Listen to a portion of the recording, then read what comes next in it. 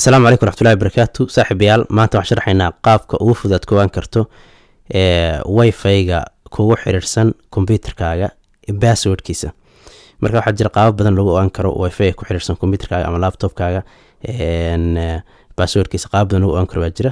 Marka maanta waxaan sharaxaynaa mid kamid ah. Marka halkan search-ka computerka ayaad maaragtay ku dhufanaysaa.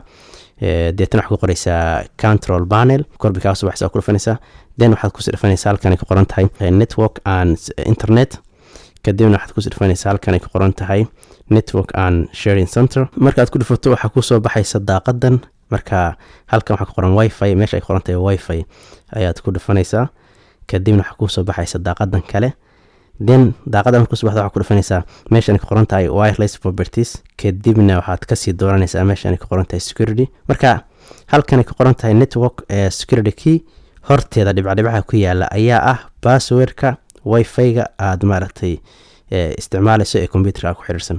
marka si aan ogaano hadda waa dhibco si aan ogaano dhibcahaas ama aan u muujino waxaan ku dhufanaa meeshan ayaynu tick saaraynaa. then waxaa noo soo baxaya passwordka aynu isticmaalno ama passwordka wifi-ga ku xiriirsan computerkeena. waxaa jira marka mar ay arrin kale ku dhici karto waa jira. halkan search-ka marka ka qorto control panel deetana aad doorato control panel kadibna aad sii doorato network internet then aad ku sii dhifato meesha network and sharing center.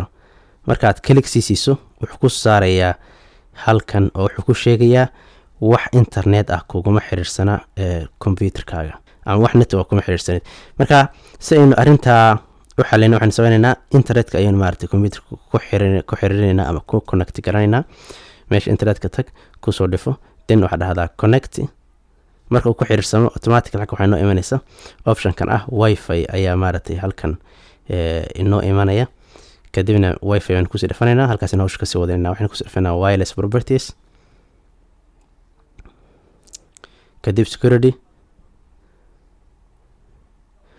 kadib waxaynu soo baxaya passwordka oo dhibcaha siin u muujino. waxaan ku dhufanaa meeshan ku qortay show directories kadib saas uu soo baxaya.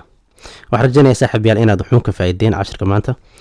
haddii aad ku cusub tahay channelka nagu soo bir